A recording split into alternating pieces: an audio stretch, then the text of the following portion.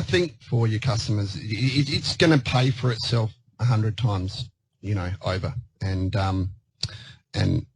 mean, all of this, and it doesn't matter what kind of business you are. We can talk about it in the, you know, ask questions after. There's always a way to find it, and I'll show you with another business in a minute that has a very basic set out website how they could do that. But just to continue on, we're nearly there.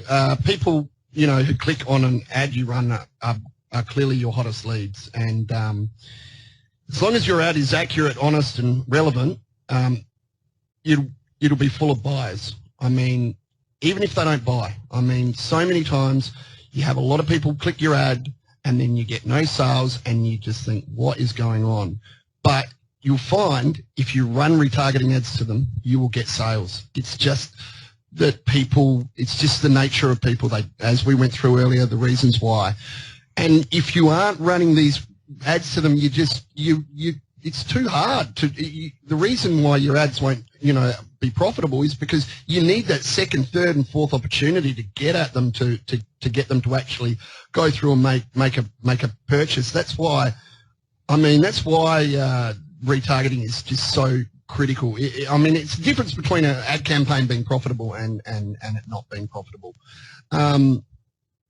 The other thing to remember is if you are running ads to, you know, I'm talking just normal Facebook ads, not retargeting ads, just normal Facebook ads, try and run it to a specific landing page if you can that you've just created. Maybe it's just a brand new page for that. Now that's not always possible, particularly if you're an e-commerce store. You've got to send people to that product page. But if you do, with that, make sure when you create a website custom audience, create one for that product page, and then another one to exclude everybody else. Okay, so that list gets populated by people that you know clicked through from the ad, not just people that maybe happen to wander on there. That way you can measure your results for that ad. So just to say that again, if you create a website custom audience for the product you're advertising about, and then you create another one to exclude everybody that visited any other pages on the website, that way you'll know that whoever ends up in that list came through the ad and landed directly on that page. Okay, and then you'll find that will be a highly targeted group of people. If you don't understand that, ask him the questions after, and I'll certainly explain what we meant. Okay, so one of the questions we get is, what do you say in these retargeting ads? You know, how do you sound? How do you get them on board? But you don't want to say, we're tracking you. You know, we're tracking you and we want you to buy. So yeah, so what's the best thing to say? Well, the best thing to say is this third one down here. Did life get in the way? You forgot to take advantage of this deal. This is directly from Ryan Dice and Digital Marketer, and they've tested this heavily, and they've found that this is what works really well. So you want to make it personal, talk directly to them without being overly pushy or salesy. Okay, and we won't go through too much of this, but basically it's a little bit difficult to see probably, but the reason that it works really well is, you'll see here, they talk about the copy gives them a reason to reconsider the offer without admitting that they were wrong to decline it the first time. So it's psychology. You know, it's basically you don't want to tell someone that they're wrong, but you also at the same time want to you want to engage them to go back and look at it. And what they've found through the split testing they've done is, did life get in the way? You forgot to take advantage of this deal. Works really well.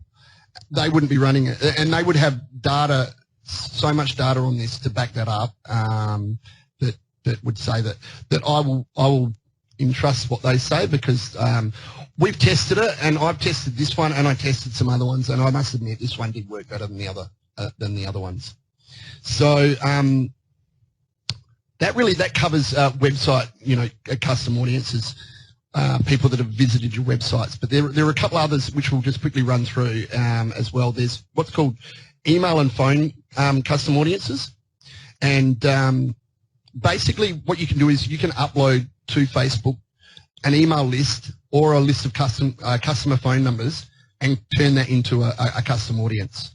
And so how that works is if you've got 5,000 emails or in an email database, or you've got 800 emails of people that have bought something off of you at some stage, you can upload that to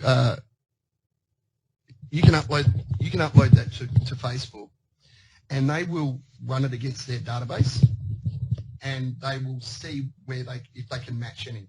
And whenever they can match an email to someone in their database, they will add them into your custom audience. So,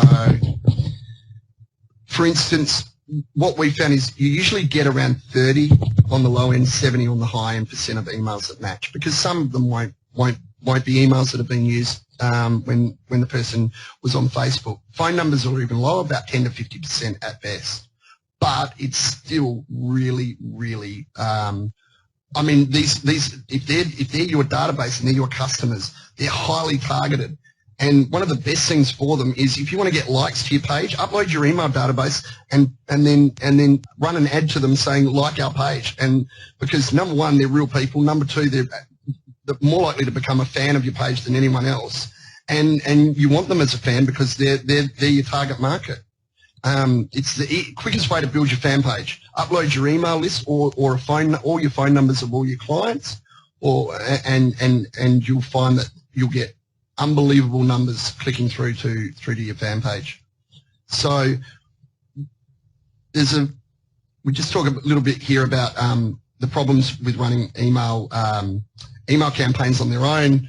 A lot of people don't open them these days. There's a lot of problems people have with mobile. 50% of people are opening their emails on a mobile device, and not off. A lot of the times emails don't format properly. They're not responsive. They're not shared. But run this in conjunction with an email campaign. So if you're sending out an offer to your database of email subscribers, run a email custom audience along with it, and show them a similar ad, something that is directly related, and you'll find that you'll get more sales, you'll get better results as well. Absolutely guaranteed. It's the perfect supplement to do with that.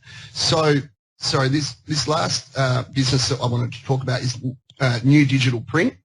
Now these guys, they don't have an online shopping cart or anything like that. They've got basically a section about the environment, about them, about their services, and a contact us page. And I was thinking, how could these guys use custom audiences to their advantage? And one of the things that I was thinking was, because the main way to contact them is through this page here.